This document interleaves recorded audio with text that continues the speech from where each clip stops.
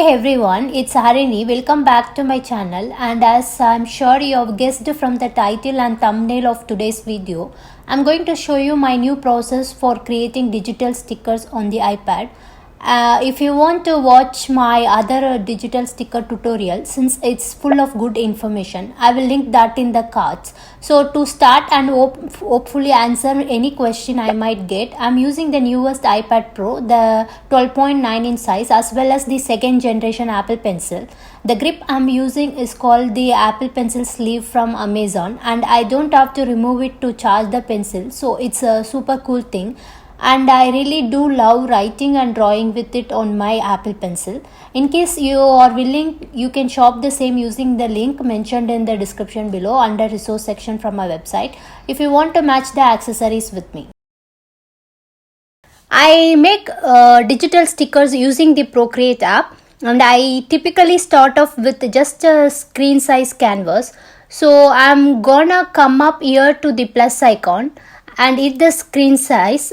There are many ways I like to create digital sticker in Procreate, and I'm gonna walk you today through the process of my favorite way first, and then I will chat with you about the other ways in the future. I typically freehand and draw all of my stickers, but if I find myself always using the same shapes or always wanting to use the same textures or illustration style, I will create a brush set to speed up my workflow. And creating stickers for my digital planner is really no different. So I actually created this stamp set of shapes I was drawing all the time, or common shapes that pop up in common planner stickers. So I can easily stamp them onto my canvas, drag and drop color, add patterns or texture, and then I have a really quick way to create a ton of stickers for my digital planner. So you can actually download a mini sample of this set of free. If you want the whole set, you can buy the entire stamp set from Edge Matters, and I will have the links for that in the description. So to start off with creating stickers, I'm going to use some of the sticker set here. Just you can see how they work. So I'm just going to zoom out a bit, and let's see, I think I'm going to go with one of these stickers, and I'm just going to increase the size here. See what it looks like. Then just stamp it on the canvas by tapping once. Alright, so that's a good sticker size. So I'm gonna come up here and just have my selection tool, move this, and then you can either drag and drop your colors in, or you can paint them in if you want. I'm just gonna go with a solid color and just drag and drop it over. And I want my sticker squares to be white. So if I turn off the white background, because I'm going to save this as a transparent PNGs, so you can see there is actually no color in those squares. So I am just going to drag those over, and I don't want this black outline of the stamp. So what I'm going to do is actually turn on alpha lock. So I come up here to my layers panel, and I'm going to select alpha lock. I'm going to come back over here to my pink color here, and I'm going to switch to my monoline brush, and I'm actually just going to paint that black outline away. There we go.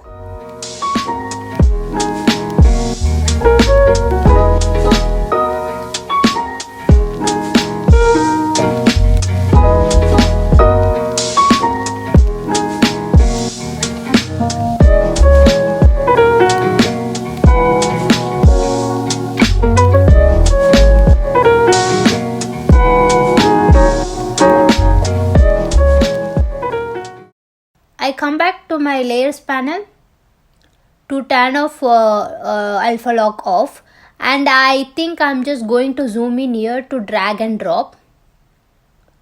So drag and drop that on my black outline, and I'm just going to increase the color drop threshold and repeat for the rest of those outlines.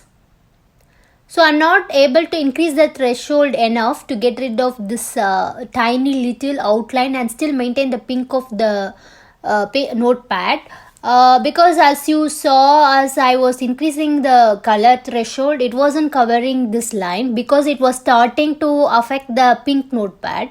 So what I'm just going to do is color in the rest of that with my pen, and there we go. Just a really simple way of customizing these stickers even further. So now that I have this layer in, I'm actually going to come over here to my layers panel and duplicate this image layer 3 times, and then I'm gonna come up here to my color panel and select white, but you can select any color of your choice. Next, select this top layer. I'm gonna tap it once to alpha lock and select fill layer. It fills the entire notepad layer. Now I'm just going to select the second layer, and what I'm going to do is come up here to my magic wand and then come to the Gaussian blur and click layer, and then I'm going to hold my pencil onto the screen, and just as you can see, increase the threshold, increase the percentage of the blur. I'm going to settle around 5%. I'm just going to come back over here to my layers panel and select the same second layer. Tap once to open menu options, alpha lock, then fill layer with white color. Next, I'm gonna merge these first 2 layers by pinching them together. Select that layer, use the selection tool to select the layer. I'm going to hit this selection tool, and then just tap the sticker. It's already has kind of that bluish outline, but if it doesn't, you want to make sure that you press and hold. You can decrease your selection threshold, or you can increase it. So you can decrease it or increase it. So this looks like as much as it's going to go. With that, it's still selected. Then go to layers panel, click on plus sign to create a new layer and fill layer with same white color again. And that kind of creates almost a perfect die cut sticker. So I will turn off my selection. If you zoom in, there might be a few kind of rugged edges where you will see some of the pixels, and what I like to do is just create a new layer above this. Make sure I'm still on my monoline. At this point I will turn it down a bit, and then I will just touch up the edges by going around. You can just draw an outline for your die cut. There are different ways and different tutorials of how you can create die cut looking stickers. However, I find this way to be the easiest, and I already have general outline of what the die cut shape will look like. So I can just touch it up if I need to. So now I will merge these layers and delete the second layer. Then bring your original image layer to the top. Now your image layer is outlined. Then I'm going to select the bottom layer, swipe it and click duplicate. Now go to colors panel, select black color. Then select the bottom layer again. Tap once to alpha lock and fill layer with black. Also make sure to turn off the alpha lock option to go with next step. Now I'm just going to select the magic wand icon on the top left corner, choose Gaussian blur and hold my pencil onto the screen to blur, and just as you can see, they increase the percentage of the blur. I'm going to settle around 1%. I'm just going to come back to layer panel, and then I'm just going to turn down the opacity. I'm going to turn down to about 50%. So I can have this cool little drop shadow of the sticker, kind of just make it look like it's popping off of the page. Alright, so let's go ahead and create a new sticker here. I'm going to select a new layer, and let's head back into my planner stamps here, and I think I'm going to go with maybe this cute little notepad here. That would be great for a little to-do list, and decrease the size of that a bit. And typically whenever I make sticker sets, I just do the sticker side by side on one old screen size, so I can kind of see how the stickers are matching each other and coordinating and all of that, and it just really helps. So I'm gonna go here and alpha lock this layer and paint over those lines. I think I will turn off background so you guys can see of what I'm doing. I will go with white lines for my lines here. Next I drag over my base pink color and arrange the color drop threshold. And now the rings have disappeared a little bit. And now what I'm going to do instead is do another new layer, come to my my notepad, stamp a new notepad and line up the rings. And then I'm gonna come over here to my eraser and actually erase all of this excess to leave the rings, because I'm going to do a really cool masking technique that I wanted to show, that I do often for my stickers. So there are many different ways that I can use Procreate stamps, and this is one of the ways that I manipulate and use stamps. I find this works really well for me. Of course, in Procreate there are 1,000 different ways to do something. So if you have an easier way that you like to do something in Procreate, by all means go for it. Alright, so now I have the rings like how I want. I'm actually going to go up here and do a new layer again. Come up to my wrench icon and then insert a file, and then now on my iCloud drive I actually have a ton of metallic texture that I'm going to pull in and kind of give to those rings. So here we go.